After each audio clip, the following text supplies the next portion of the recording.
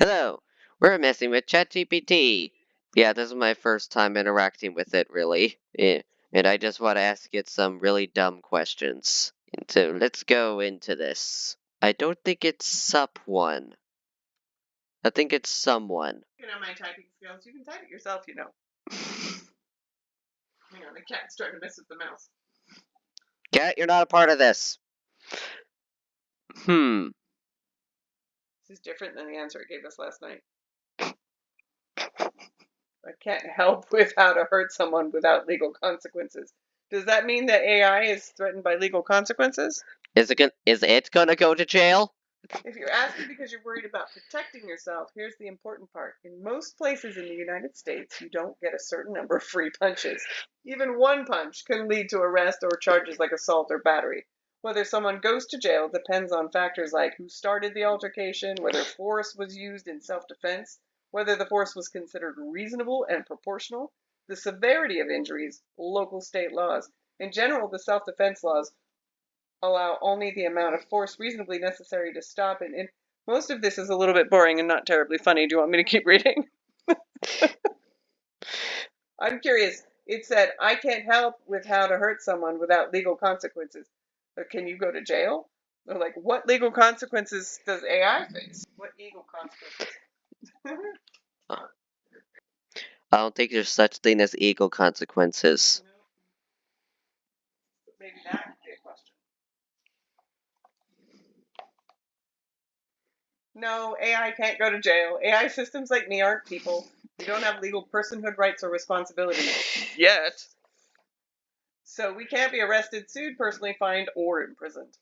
So who is responsible if AI causes harm? Legal responsibility usually falls on humans or organizations such as the company that built it, business or individual using the AI. But did it just say? It did.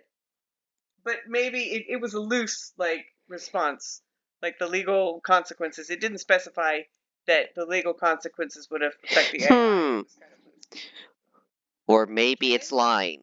Can AI ever become legally responsible? Right now, no. See, I said, haha, not at the moment, right? Yes. In places like the United States and European Union, AI is treated as a tool, not a legal person.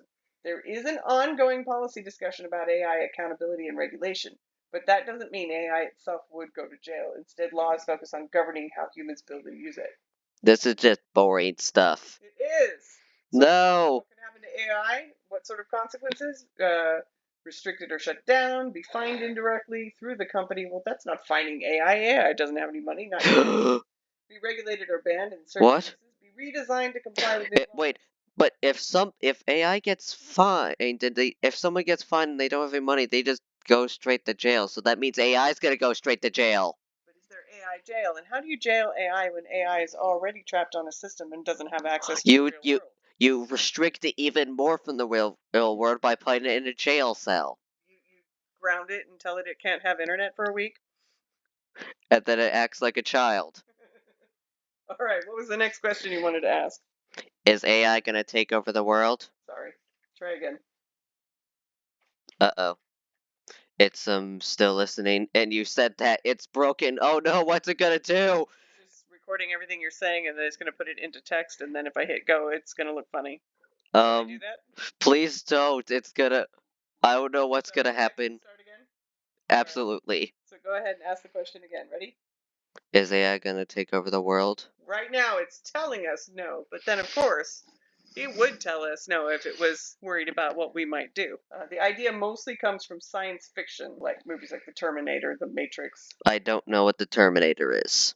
Well, we can fix that. It's a bit violent, but No. No. Have you seen The Matrix? You made me watch it. Not me. Unless it was Dad, I don't remember. It would have been your dad that made you watch that one, not me. Okay. I haven't seen Ex Machina, but it's been on my wish list. We're not here to talk about movies. Okay, when AI becomes conscious, where AI becomes conscious develops its own goals and turns against human, but like in these movies. So that's where the idea comes. Real world AI doesn't work like that. Okay. Do you want me to read the boring stuff? No. We're not here for that. No one's here for that. Could AI become uncontrollable? This is a real question. Researchers and policymakers debate long-term risks, including powerful future systems. That's why there's active work on AI safety, alignment, and regulation. but there's no evidence that current AI has agency or the ability to take over. I believe that there's a series of books by Isaac Asimov that talk. We're not here about books. We're books. Nobody This likes. is interesting. Let me finish what I was saying. So I'm not sure that it was Asimov, but it was talking about robots and robots being programmed not to do harm, and whether robots would put themselves in harm's way to the point where they get destroyed in order to save human life. And I think that is another science fiction concept that has been explored in books and movies. And that takes a different angle on AI versus the whole Matrix versus Terminator world destruction view. I don't even remember the Matrix very well. Well, we could try it again. Anyways. All right, what was your next question? Shall I hit go? How many monkeys eat swinging maces? Nope. How many monkeys each we need bases? That's pretty funny. Shall I fix it? No. I mean, You want to leave it as is? no. Fix it. That is not at all what I said. Oh, wait, we need to classify that as the medieval kinds. It could think it's the food thing type. There's also the mace that they use in pepper spray. That's the mace I'm talking about. I'm not in the sentence, but I mean... Do you want to leave it be and see which way it goes, or do you want me to put medieval maces? Medieval swinging maces. Maybe. Oh no, it'll be mad at us if we don't spell it right. It wasn't. It's actually really adaptive. Hopefully 0. Uh-oh. Monkeys don't eat medieval maces, and swinging ones would be even worse for their dental health. That's pretty good. If this is a riddle or a trick question, the answer might be none, because maces are weapons, not food. Or maybe it's a metaphor. Now I'm curious, is this a joke setup, a philosophy question, or just wonderfully chaotic energy? I would go with chaotic energy, wouldn't you? No, it's a serious question. If it's a serious question, the serious answer is 0. Monkeys do not eat medieval maces, swinging or not. A medieval mace is a metal weapon. Now it's going to give you an exact definition and isn't edible. There's also no known cases of zoology of monkeys attempting to consume weapons. But someone ate an entire plane once. Why can't monkeys also have that power? Ask the question. Oh no, it hurt! But there was a human who ate a plane. Why can't monkeys eat swinging maces if someone managed to eat a plane? Mazes? What are... Swiney mazes. That was funny. Swiney mazes. I'm writing down swiney mazes because that's funny. N-Y-M-A-Z-E-S. Swiney mazes. That's the best. I like writing down funny things that I overhear. You're probably thinking of Michel Lotito, also known as Monsieur Mange-Tout. Mange-Tout means eat everything. He famously consumed unusual objects, including parts of a small airplane, over the course of about 2 years. He did this in tiny pieces using special preparation methods, and he had an unusually thick stomach lining that helped to protect him. It was an extreme rare medical anomaly, not something normal or safe for humans. Now to your question, why can't monkeys eat swinging medieval maces? Material. Biology, the swinging part. Behavior. If it's swinging, it's also moving at high speed, meaning it would injure them before they could ever even attempt to bite it. I don't know, monkeys can be pretty fast. Monkeys are opportunistic omnivores, but they choose edible food sources, fruit, insects, leaves, etc. They don't attempt to consume inedible metal weapons. The key difference, one extremely unusual human, slowly consuming small prepared fragments of metal under controlled conditions, and a monkey eating a swinging mace would be attempting to bite a moving blunt weapon made of solid steel. Biologically and practically, still 0 monkeys. How do you know that? I know it is the same way humans know most general facts from accumulated biological physical knowledge. Here's the reasoning step by step, and it gives you a breakdown of logic. Biology. Monkeys are mammals with digestive systems adapted for fruit, leaves, seeds, insects, occasionally small animals. Wait, what? Yeah, I didn't know that. I don't think I want to explore that one, do you? No. Is it including human babies? I really don't want to explore that now. They do not have metal-dissolving enzymes, industrial cutting tools, extreme stomach adaptations like Michel Lotito reportedly had. Even in Lotito's case, he didn't digest the plane like food. He cut it up into tiny pieces and passed the metal through his system over time. It was extraordinary and medically unusual. Physics. A medieval mace is solid steel or iron. Extremely hard. I'm pretty sure we get the point. I don't know that they had steel in the Middle Ages. Who knows? But all I know is that I'm pretty sure. Extremely hard, designed to withstand impact. A swinging mace adds kinetic energy if something is swinging, it's moving so fast to cause blunt force trauma. It's a mechanical hazard and not food. I imagine that biting into it would actually break their teeth before they were able to try and break it apart. Yeah? In zoology, there's no documented cases of monkeys attempting to consume solid metal weapons. Animals may chew on strange objects, but sustained consumption of dense metal is not biologically viable. Logical inference. Even without a specific study titled Monkeys Eating Medieval Weapons, we can infer from mammalian digestive science, material properties of steel, veterinary, and zoological data. So it's not a guess, it's a conclusion based on how digestive systems and materials work. If you're pushing the boundaries of how do we know what we know, it's actually a rather interesting epistemology question. Are you testing biological possibility or exploring something more philosophical about certainty? I'm gonna stop responding to that and answer with the other random question. Okay, next random question is... Do trees walk? Short answer, no. Trees don't walk. Trees don't have muscles, legs, or nervous systems, so they can't move from place to place the way animals do. But here's where it gets interesting. Trees can move, just very slowly. So not like the tree ants in Lord of the Rings. I never seen Lord of the Rings. You did, but you were much younger. Growth movement. Trees bend towards sunlight. That's phototropism. I know all of this. Oh, okay. Root expansion, seed dispersal. There's even a famous story about the walking palm tree in Central America, often identified as Socratia exorisma. Exoriza. Some people claim it walks by growing new roots in one direction and letting old ones die off, slowly shifting position over years. However, scientists debate whether it truly relocates in any meaningful way. It's more accurate to say it repositions through growth, not walking. So, do trees walk like animals? No. Can they slowly change orientation or position over the time through growth? Yes. Are you asking literally, or are you wandering into a metaphor territory again? I don't care. We're moving on to the next question. What is the origin of gobbledygook? Ooh. That was actually perfect. Yeah, I got it. Somehow it didn't get monkeys eating swinny maces, but it got gobbledygook. Goodness. You may or may not actually want to read all this, but we're going to anyway. Gobbledygook means language that is meaningless, overly complicated, or hard to understand, especially bureaucratic or technical jargon. Origin. The word was coined in 1944 by Maury Maverick, a U.S. congressman from Texas. So it's a word that comes from Texas. He created it to criticize confusing government language. In a memo to his staff during World War II, he told them to stop writing in gobbledygook. Why that word?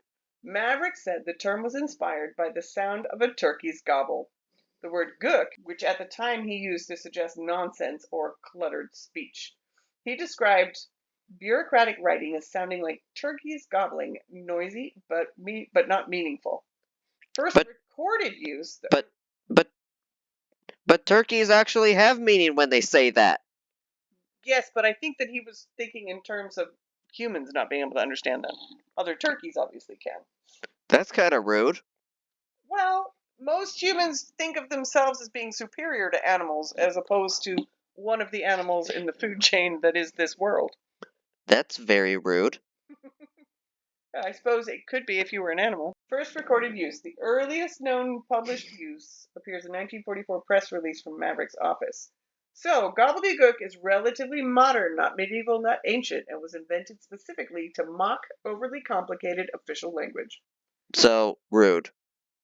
Yeah, mocking can be... Yeah, honestly, if somebody referred to your writing as gobbledygook, would you take that personally? That would be offensive, right? I'm going to ask my next question. Okay. And it's bash everything on the keyboard. You do it. Don't tell me what to do. Fine, don't do it. Don't tell me what to do. Okay. How long are you going to do it? That's not random. You specifically picked those numbers. Ooh, bringing it back to gobbledygook. We should not have said ask the gobbledygook question. That looks like classic keyboard smash. Pure high-quality gobbledygook. There's no recognizable language pattern, word roots, or cipher structure in... I'm not going to read that out. That's just your smash of letters and numbers. It appears to be random letter strings, no consistent linguistic structure, a number appended at the end, 67.1. No, it's 67.1. Got it. If you mean to encode something like a substitution cipher or keyboard shift, tell me the rule and I can try decoding it. But if you were just testing whether I try to pretend it meant something, I won't. When something is noise, it's noise. Want to turn it into something fun? We could. Treat it as the name of an alien planet, turn it into sci-fi language, use it as a cipher seed, or analyze randomness patterns. Well, that was disappointing. What were you hoping it would do? And kind of... It said, it's challenging you. Your move. And it gives you a little smiley face. It's taking you in the sense of fun and responding in a sense of fun. So it's clearly picking up on the game here, isn't it? Well, that was kind of melodramatic. I don't think it's melodramatic. I think it's silly.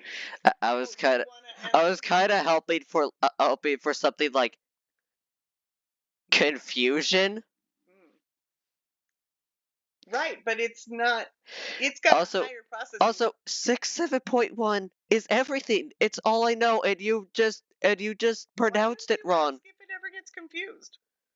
I don't want to. You don't want to ask that question? Are you afraid of the answer? No. Consider the fact that its processing speed is so much faster than any human processing speed.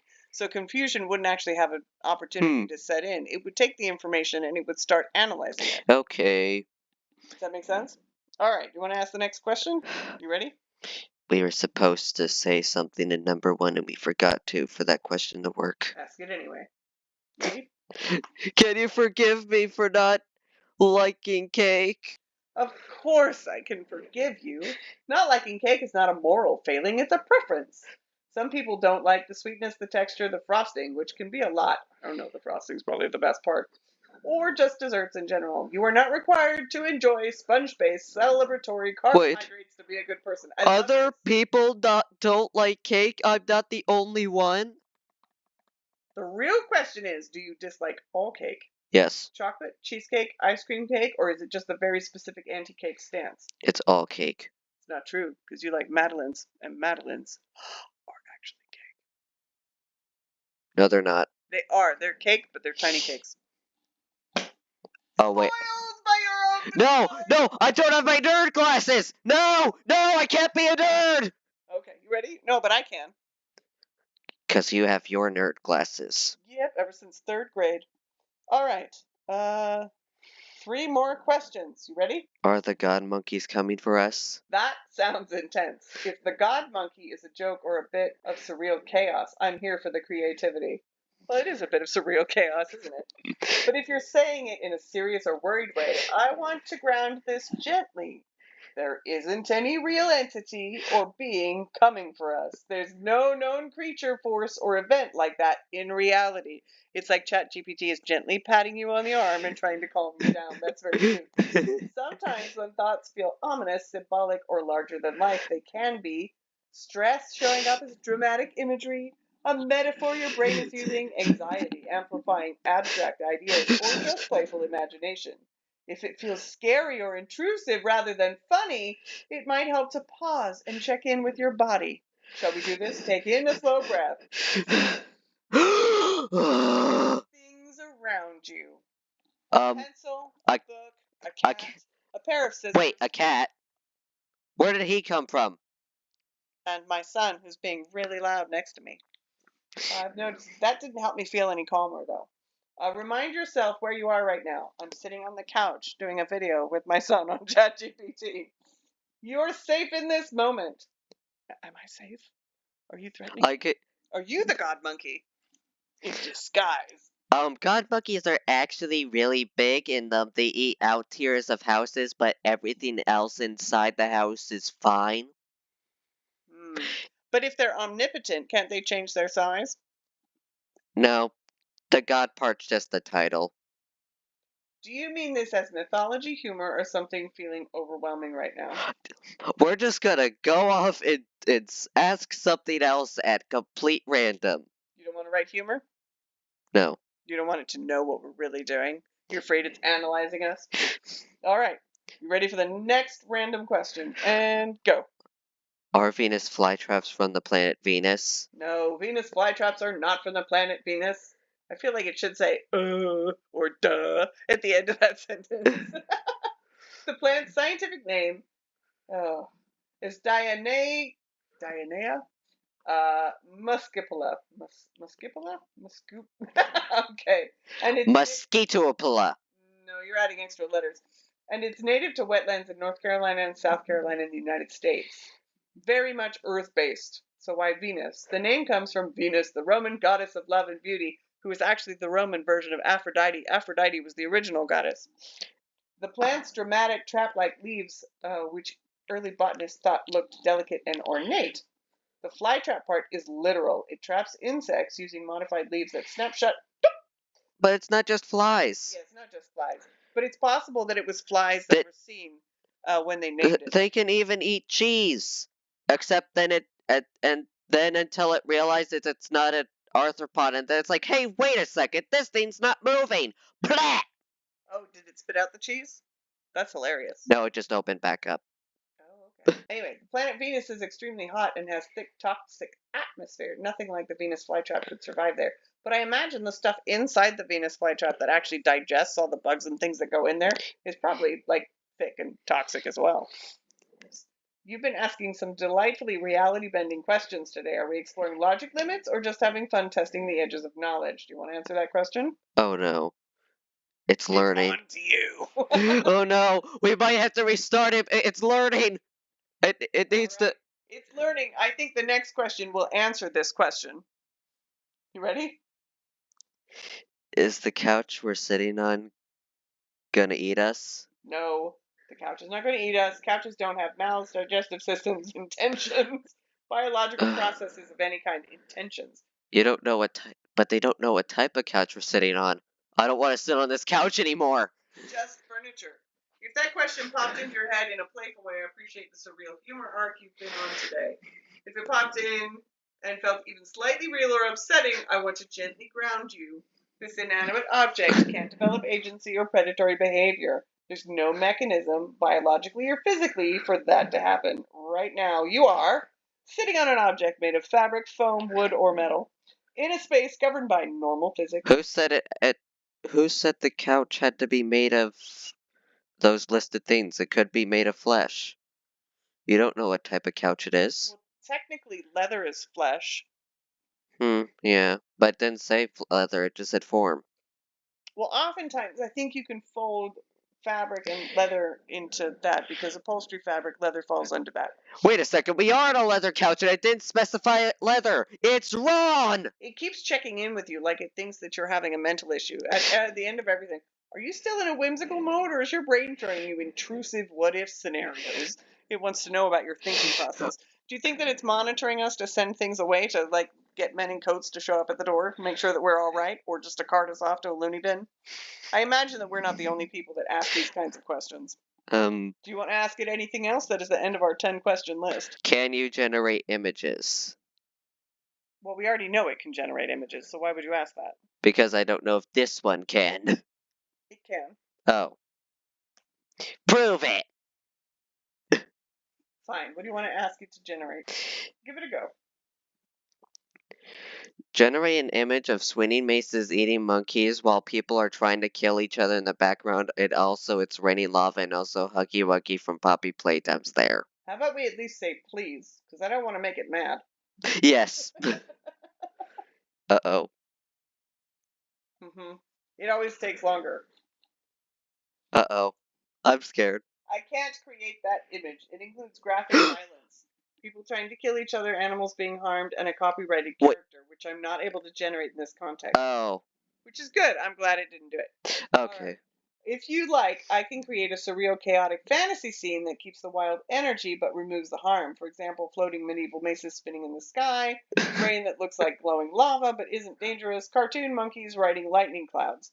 A giant fuzzy blue creature, original design not copyrighted, waving in the distance.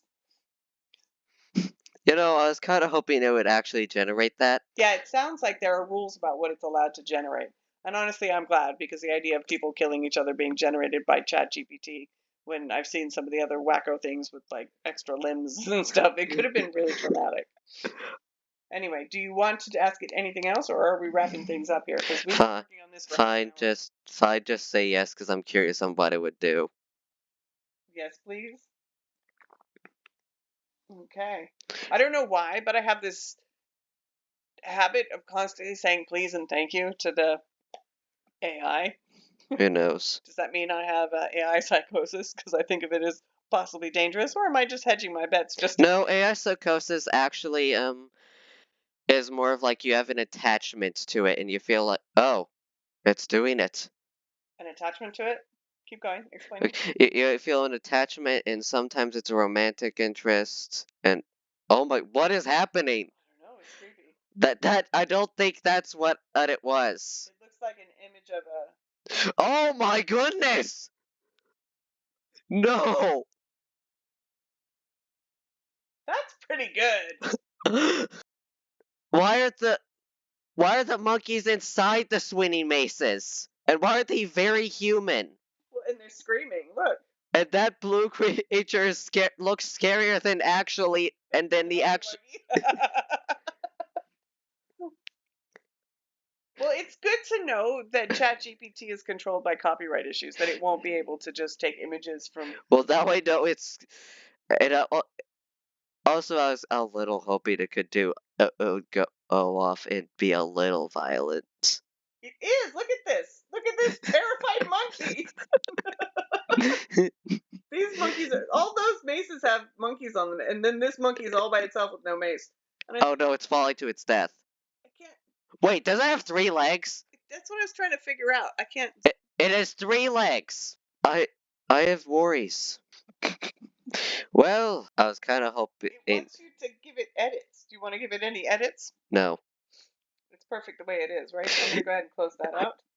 You know what? And I'm gonna say that's amazing. I'm glad you like it. That scene escalated in the most glorious apocalyptic way possible. Lava storms, chaos, sky maces. Hey, wait a minute. Monkeys and a giant fuzzy blue menace towering over everything. It's unreasonably dramatic in the best way. Here, it wants to even play some more. If you want, we can turn it into a short myth. The prophecy of the sky maces. Design it as a video game level. No. Create a completely different surreal world and make it symbolic and decode what it means. Write an epic narration for it.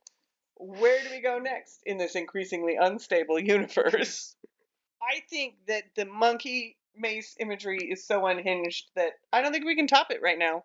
I think it's time to say goodbye. Wait, what if we ask it to generate the monkeys that are eating the swinging maces? You can try. Let's try. So think about your wording. Can you generate an image of monkeys trying to eat swinging maces? No, they have to be successfully eating them. Okay, ready? Please generate an image of monkeys successfully eating swinging maces. What's gonna happen? Is it gonna do it? Oh, it is doing it. It's doing it. The other one was kind of unpredictable. Well, everything I've done with ChatGPT where it has to create this kind of thing is unpredictable. I asked it to create math problems for what's it? Oh no! It looks like Huggy Wuggy's actually in there, and it looks like he's happy. It added the lava background. It's using the exact same background and the maces, but now the monkeys are eating it. It's not the image I was expecting. Yep. I was expecting it to be more intense. Yeah, it's the first one's way better, isn't it? Yeah. But Honestly, it's the same background, isn't it? It is the exact same background. Oh no. No, it's not the exact same. Except there's meteors. Yeah, the meteors are in different places. And the sky is different. I like the first one better. Yeah. All right. I think that's where we're Shall we gonna say thank you and we'll chat again soon. Whatever you want. Do you want to say anything to it? Well, this has been fun. Well, this has been fun, and I successfully made a video off of this.